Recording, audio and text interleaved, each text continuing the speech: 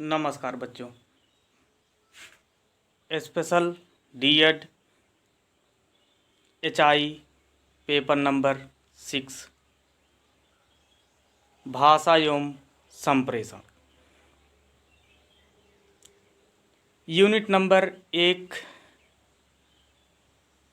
के अंतर्गत 1.1 में हमने पीछे वीडियो में ये आपको बताया कि संप्रेषण का अर्थ एवं परिभाषा, और इस वीडियो में आज हम संप्रेषण के प्रकार के बारे में आपको बताने जा रहे हैं।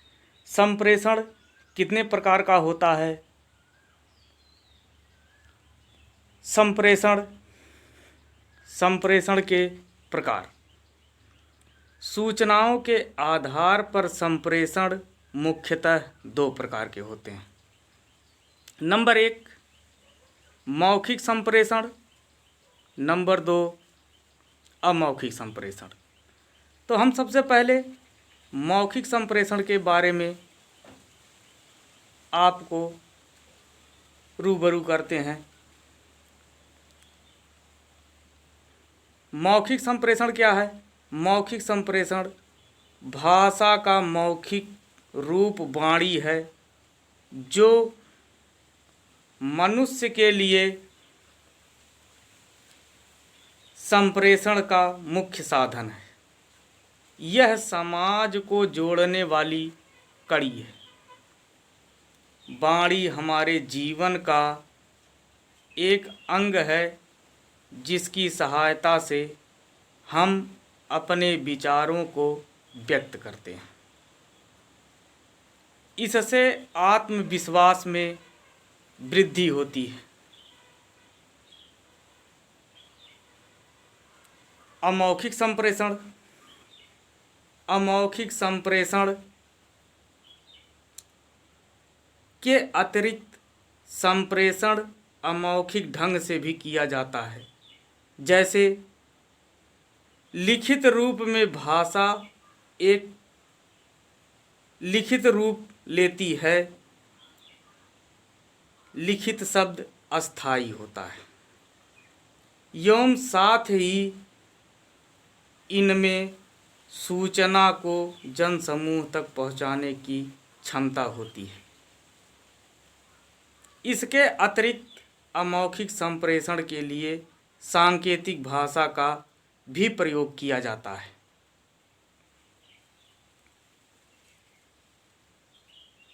मौखिक संप्रेषण के माध्यम। अब हम बात करते हैं कि मौखिक संप्रेषण के क्या क्या माध्यम हैं। मौखिक संप्रेषण के माध्यम। मौखिक संप्रेषण वस्तुतः बोलकर किया जाता है। इसमें भाषा का प्रयोग किया जाता है।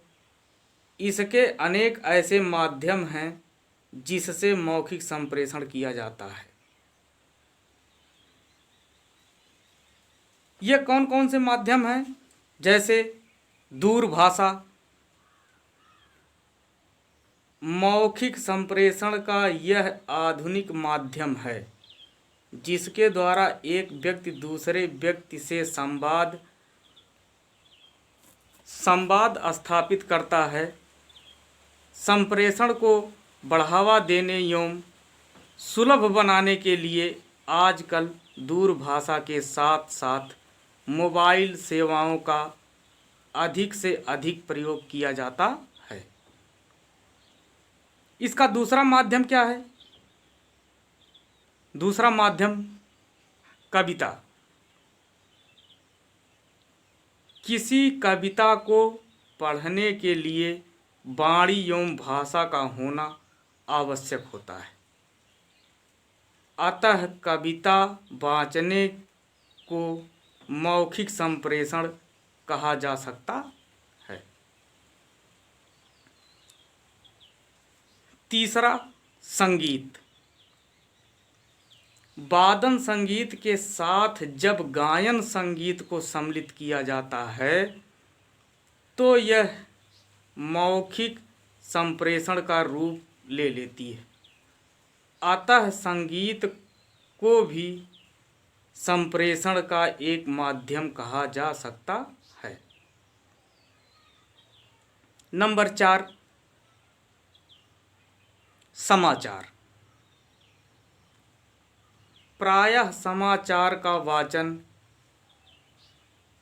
किसी प्रवाचक द्वारा मौखिक रूप से किया जाता है। इससे स्पष्ट होता है कि समाचार मौखिक संप्रेषण का एक माध्यम है।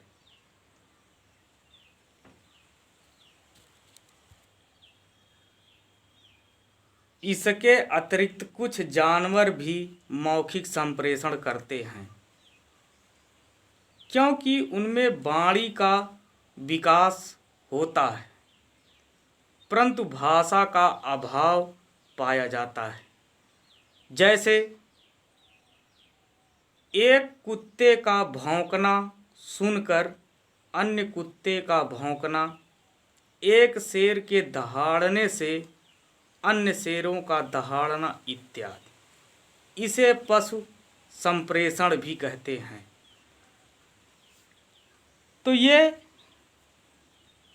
जो इसमें 4 बिंदु बताई गई संप्रेषण के, मौखिक संप्रेषण के माध्यम से ये 4 बिंदुएं बताई गई।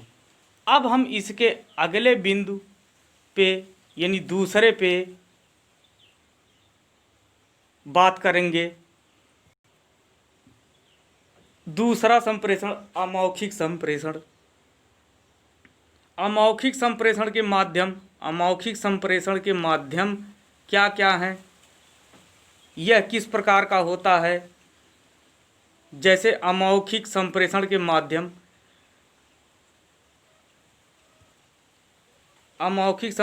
माध्यम इशारा, मुख मुद्रा, हाथों के संकेत इत्यादि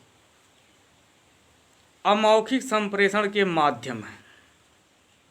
अतः संप्रेषण को यदि मनुष्य के जीवन का अभिन्न अंग माना जाए तो गलत नहीं होगा।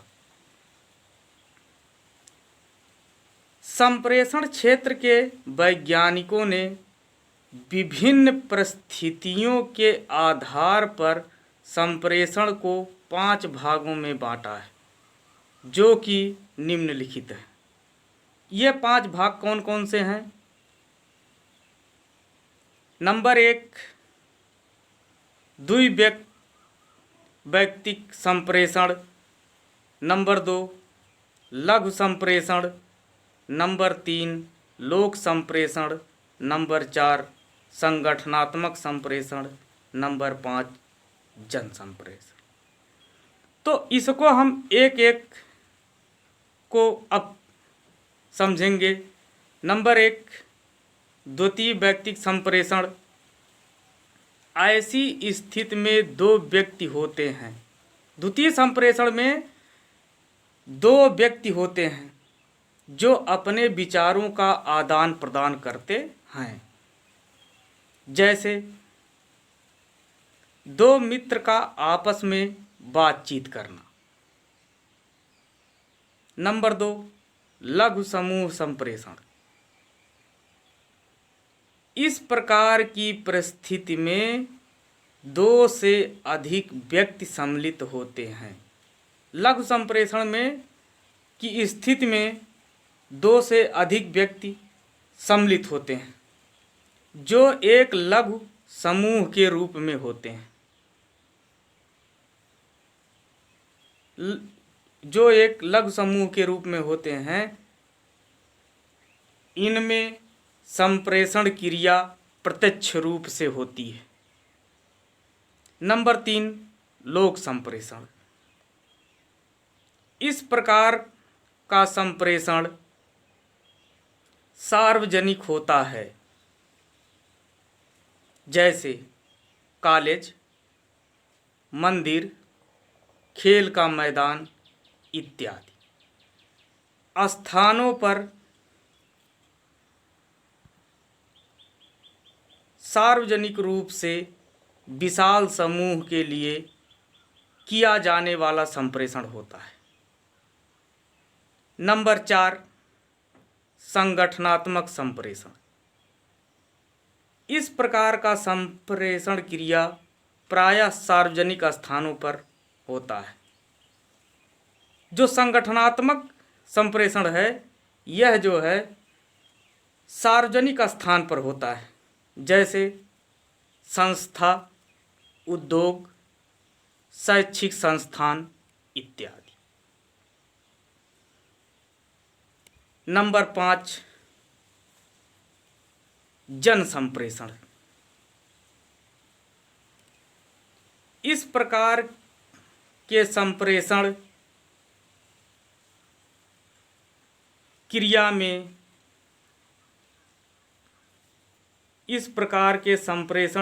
में काफ़ी लोग सम्मिलित होते हैं, जैसे सिनेमा घर, समाचार पत्र इत्यादि। तो ये जो है अमौखिक संप्रेषण में इसके 5 माध्यम बताए गए।